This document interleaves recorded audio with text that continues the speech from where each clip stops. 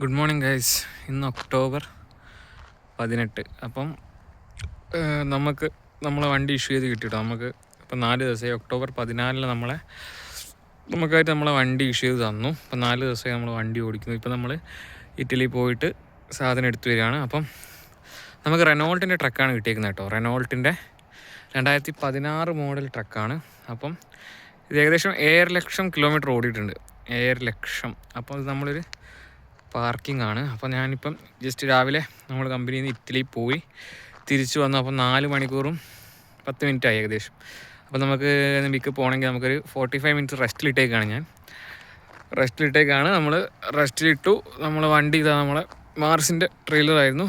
അത് നമ്മൾ അൺഹുക്ക് ചെയ്ത് 5th വീല് താത്തി വെച്ചിട്ടുണ്ട്. അപ്പം ഇനി നമുക്ക് 45 മിനിറ്റ്സ്, ഇപ്പോൾ നമുക്ക് 40 മിനിറ്റ് ആയിട്ടുണ്ട് ഏകദേശം. അപ്പം താത്തി വെച്ച് നമ്മൾ കേബിൾസൊക്കെ ഡിസ്കണക്ട് ചെയ്തു.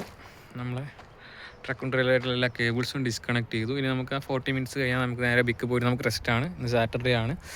സൺഡേ ഇനി നമുക്ക് മൺഡേ മോർണിംഗേ വർക്കുള്ളൂ. അപ്പം നമുക്ക് നമ്മൾ ട്രക്കിനൊന്ന് ജസ്റ്റ് പരിചയപ്പെടുത്താൻ വിചാരിച്ചതാണ് ഗൈസ്. അപ്പം റെനോൾട്ടിൻ്റെ ട്രക്കാണ്. NMKP 752 എന്ന് പറയുന്ന നമ്പറുള്ള ട്രക്കാണ് നമുക്ക് വേണ്ടി ഇഷ്യൂ നിൽക്കുന്നത്. നമ്മൾ ഇത്രയും ദിവസം നമ്മൾ NMKP 751 നമ്മൾ ട്രെയിനിങ് പോയിരിക്കുന്നത് വിമിചേട്ടൻ്റെ കൂടെ. ആശാൻ്റെ ട്രക്കാണ് NMKP 751. NMKP 752 ശിഷ്യന് കിട്ടിയിരിക്കുകയാണ് ഗൈസ്.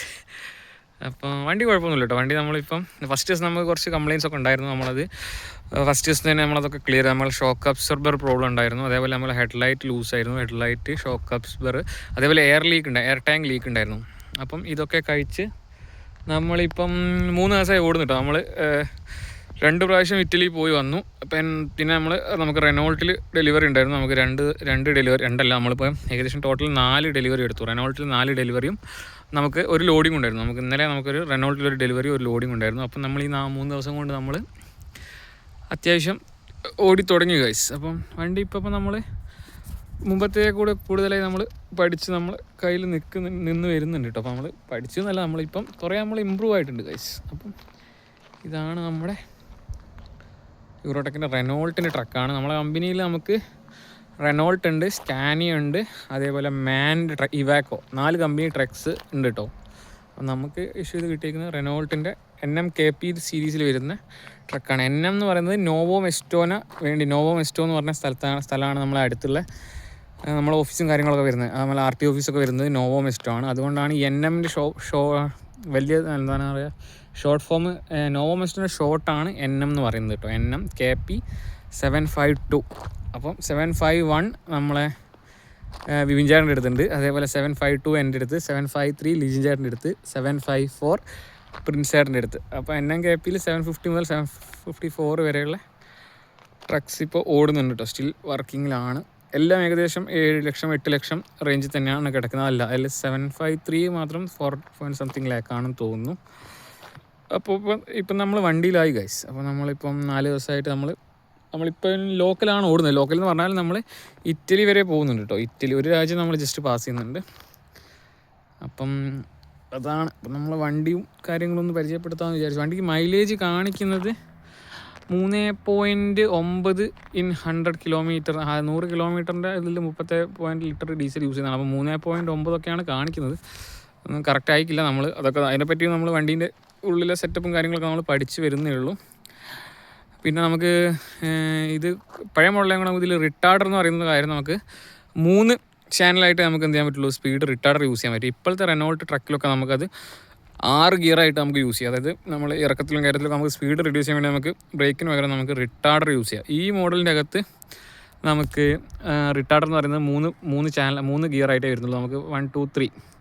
ഇപ്പോൾ ലേറ്റസ്റ്റ് മോഡലൊക്കെ നമുക്ക് റിട്ടാർഡർ 6 ഗിയറായിട്ട് വരുന്നുണ്ട്. 1 2 3 നമുക്ക് 6. നമുക്ക് ബ്രേക്ക് യൂസ് ചെയ്യാൻ നമുക്ക് റിട്ടാർഡർ തന്നെ ബ്രേക്ക് പിടിച്ച് വെക്കാൻ പറ്റും. അതേപോലെ തന്നെ നമ്മളെ വണ്ടിയിൽ ക്രൂയിസ് കൺട്രോൾ ഉണ്ട്. പക്ഷേ അതായത് അഡാസ് ഇല്ല. നമ്മളെ പല മോഡൽസിലും നമുക്ക് അഡാസ് വരുന്നുണ്ട്. അതായത് നമ്മളെ മുന്നത്തെ ട്രക്കോ കാറോ എന്താണോ അത് ഇപ്പം സ്പീഡ് കുറച്ച് കഴിഞ്ഞാൽ നമ്മൾ ട്രക്കും ഓട്ടോമാറ്റിക്കലി സ്പീഡ് കുറയ്ക്കും. അതേപോലെ നമ്മളെ ട്രക്കോ കാറോ അത് സ്പീഡ് കൂട്ടുമ്പം ഓട്ടോമാറ്റിക്കലി നമ്മളെ ട്രക്കും കൂടുന്ന സിസ്റ്റം പല റെനോൾട്ട് ട്രക്കിലും ഉണ്ട്. ഈ NMKPയിൽ വരുന്ന 3 സീരീസിലും അതുണ്ടെന്ന് ഞാൻ മനസ്സിലാക്കുന്നത്. പക്ഷേ നമ്മളതിൽ മാത്രം അത് മിസ്സായി പോയിട്ടുണ്ട്. ചിലപ്പോൾ കംപ്ലയിൻ്റ് ആയതായിരിക്കാം, അറിയില്ല. നമുക്ക് എന്തില്ല അഡാസ് ഇല്ല, ബട്ട് ക്രൂസ് കൺട്രോൾ ഉണ്ട്. നമ്മളിപ്പോൾ റോഡിലൊക്കെ നമ്മൾ കൂടുതലും ക്രൂസ് കൺട്രോളും റിട്ടാർഡറും യൂസ് ചെയ്ത് ഓടിച്ച് പഠിച്ച് വരികയാണ് കേട്ടോ. ഇപ്പം നമ്മൾ ബ്രേക്കിംഗ് കുറച്ച് നമ്മൾ ക്രൂസ് കൺട്രോൾ റിട്ടാർഡറും യൂസ് ചെയ്താണ് ഇപ്പം നമ്മൾ വണ്ടി ഓടിക്കുന്നത്. പിന്നെ വണ്ടീൻ്റെ അകത്ത് നമുക്ക് ഫ്രിഡ്ജ്, AC, ഹീറ്റർ കാര്യങ്ങളൊക്കെ ഉണ്ട് കേട്ടോ. ഹീറ്റർ നമുക്ക് ഒരു ബാറ്ററിയിൽ നമുക്ക് സെപ്പറേറ്റ് ഹീറ്റർ ഉണ്ട്. അതായത് നമ്മൾ സ്റ്റാർട്ട് ചെയ്ത് തന്നെ നമുക്ക് യൂസ് ചെയ്യാൻ പറ്റിയ ഹീറ്റർ ഉണ്ട്. പിന്നെ എന്താ, വണ്ടി ഓടിക്കാൻ കുഴപ്പമില്ല കേട്ടോ. അത്യാവശ്യം നമ്മളെ ഒരു മിൻറ്റ് കണ്ടീഷനാണ് വണ്ടി. വലിയ പ്രശ്നമില്ല, വലിയ പ്രശ്നങ്ങളൊന്നും ഇല്ലാണ്ട് അങ്ങനെ ഇതാവുന്നുണ്ട്. നമുക്ക് വലിയൊരു ബുദ്ധിമുട്ടൊന്നും തോന്നിയിട്ടില്ല. വേറെ എന്താണ് നമ്മുടെ ട്രക്കിനെ പറ്റി പറയാനുള്ളത്? നമ്മളൊരു പാർക്കിംഗ് ആണ് കേട്ടോ. നമ്മളെ മെറീന പിക്ക് എന്ന് പറഞ്ഞ സ്ഥലത്തുള്ളൊരു പാർക്കിംഗ് ആണ്. നമ്മളെ ബേസ് എന്ന് പറയുന്നത് ബിക്കാണ്. അപ്പം ഇത് നമ്മളെ സെക്കൻഡ് പാർക്കിംഗ് ആണ്. ഇതൊക്കെ നമുക്ക് റെനോൾട്ടിൻ്റെ കമ്പനിയിലേക്ക് പോകാനുള്ള സ്പെയർ പാർട്സും കാര്യങ്ങളാണ് ഈ വണ്ടിയിലൊക്കെ വന്നിരിക്കുന്നത്. ഇത് നമ്മൾ ചെയ്യുന്നത് വെച്ചാൽ നമ്മളെ കമ്പനി നമ്മൾ ഇറ്റലിയിൽ നിന്ന് ഇറ്റലി പോർട്ടിൽ നിന്ന് നമ്മൾ റെനോൾട്ടിൻ്റെ കമ്പനിയിലേക്ക് ആവശ്യമുള്ള സ്പെയർ പാർട്സ് നമ്മൾ എന്ത് ചെയ്യും, നമ്മൾ ഇറ്റലിയിൽ നിന്ന് നമ്മളിവിടെ ഒന്നെങ്കിൽ മെറീന പിക്ക് അല്ലെങ്കിൽ നമ്മൾ ബിക്കിൽ എന്ത് ചെയ്യും, ബിക്കിൽ നമ്മൾ ആദ്യം ഫസ്റ്റ് നമ്മൾ എത്തിക്കും. ശേഷം വേറെ ഒരാൾ അല്ലെങ്കിൽ സെയിം ആളോ എങ്ങനെയാണെന്ന് വെച്ചാൽ നമുക്ക് അവിടുന്ന് നേരെ നമ്മൾ റെനോൾട്ടിൻ്റെ കമ്പനിയിലേക്ക് നമുക്ക് അവിടുന്ന് 30 കിലോമീറ്ററോ അങ്ങനെ എന്തോ ആണുള്ളത്. അവിടുന്ന് വേറൊരാൾ ചിലപ്പോൾ സെയിം ആളായിരിക്കും, ചിലപ്പോൾ വേറെ ആൾ നമ്മൾ എന്ത് ചെയ്യും, നമ്മൾ ഈ സ്പെയർ പാർട്സ് അവിടെ ഡെലിവറി ചെയ്യും.